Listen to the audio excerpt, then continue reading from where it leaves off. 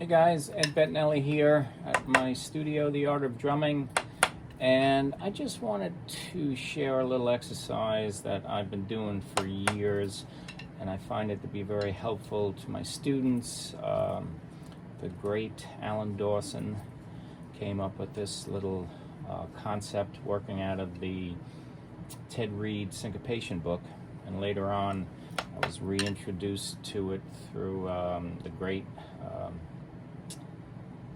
Kim Plainfield. So basically what it is, it's the internalization of that 16th note grid, that 1E and a 2E and a 3E and a 4E and a 1E and a 2E and a 3, and trying to internalize that so it creates this stream, or this internal forward movement, if you will. And with the 16th note stream, it provides a resting point for so many subdivisions that are any quarter notes, any eighth notes, broken up 16th notes. 2 of the 3 triplet note groupings are going to fall a resting point within that 16th note, 1E and a stream. So it's a really, really cool exercise to be hip to. And then it translates into an amazing amount of rhythmic vocabulary. Kind of breeds its own rhythms in a lot of ways. So the first introduction is playing, I'm going to work out of the end of the book, the syncopation part of the book, where on page 38, exercise 1. So if you look at that first measure, it's 1 and 2 and 3, 4, 1 and 2 and 3, 4. So the first go through in this book, a lot of times when I work with my students, is to read through the book as written, which would be just as I played it. And then the next is bringing this concept of 16th note streaming, where you're accenting the written figure, but underlining that figure, you're playing a constant flow of 16th notes. So that would be 1E and a 2E and a 3E and a 4E and a 1 and 2 and 3, 4, 1 and 2 and 3, 4. And then you'd be 1 and 2 and 3, 4, 1 and 2 and 3, 4 to balance it out on the left side as well. So that creates this sub-melody. So you have the stream, the movement, that forward movement, and that flow of movement created by the stream, and then you have the punctuation within the stream played as accents, playing the accented figure that's written within the measure. Make sense?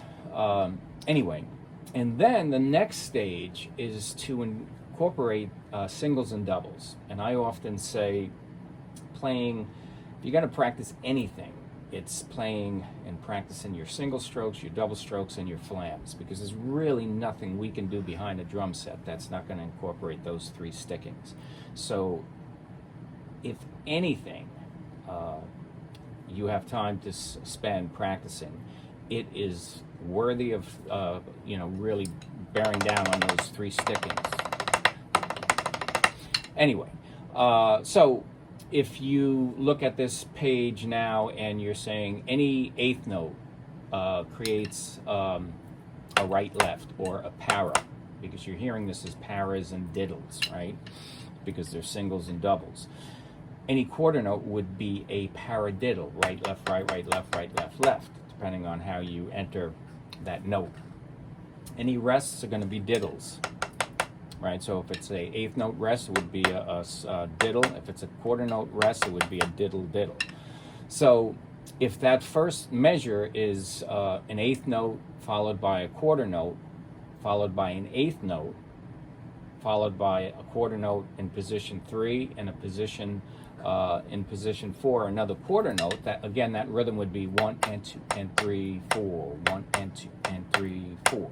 So playing it within the stream, straight sticking, would be 1 and 2, 1 and 2 and 3, 4, 1 and 2 and 3, 4. And since this is broken up eighth notes, anything that you're playing in an accent is going to be played with your starting hand if you're playing a stream of 16th notes.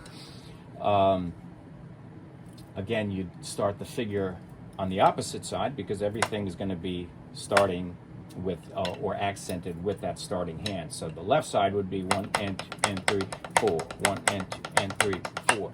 And again, what you're trying to do is you're trying to have two planes of dynamics, the accented figure and then the streaming figure. So those dynamics, you want that parallel to be consistent within the exercise. You don't want the dynamics to fluctuate in the way you're accenting the notes.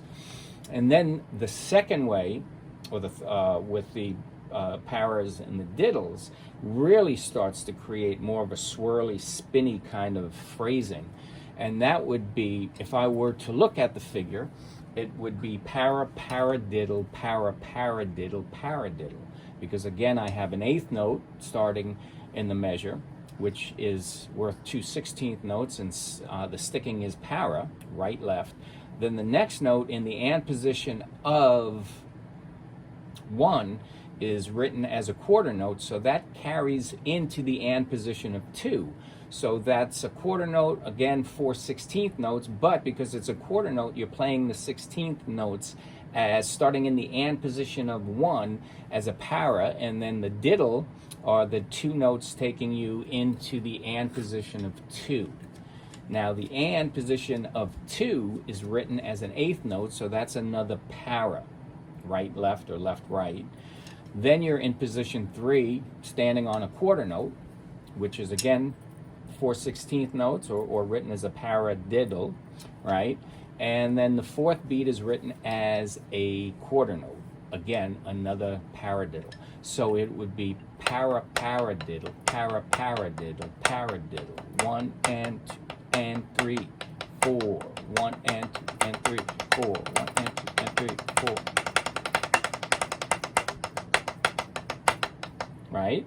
Or 1 and 2 and 3, 4, 1 and 2 and 3, 4, written as straight, playing it as it's written, or with the streaming, straight sticking, 1 and 2 and 3, 4, or 1 and 2 and 3, 4. Now with the paradiddles, the double strokes, anytime you have double strokes thrown into the mix, a lot of times naturally it'll flip you to the opposite hand. So a lot of times, depending on the rhythm, you have a good mix of playing these accents on right side first, and then maybe it's flipping you to your left side.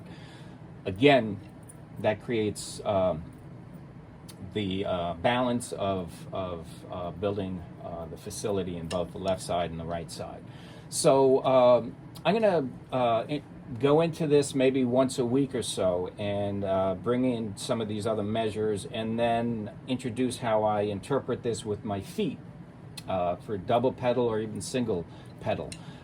So I hope this was comprehensive. Again, it's the Ted Reed Syncopation book.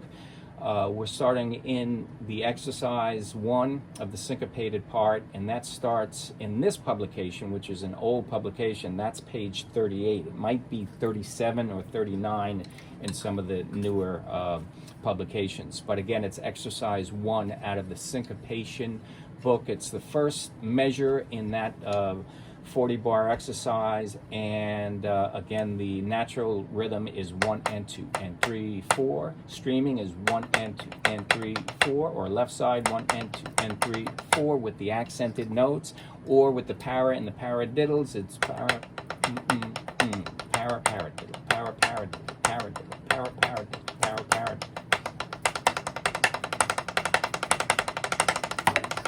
And that's where all this language comes from. So have fun with this, and it breeds all this stuff that I'm doing here. It's kind of just, it breeds itself, and the flow of it is so organic in the application of playing in and out of fills, and even in playing some of the grooves. A lot of funk grooves and certain phrasing, jazz phrasings are really conducive to this type of sticking. So again, I hope you got something from this, and be safe, peace out, and until next time. Thanks.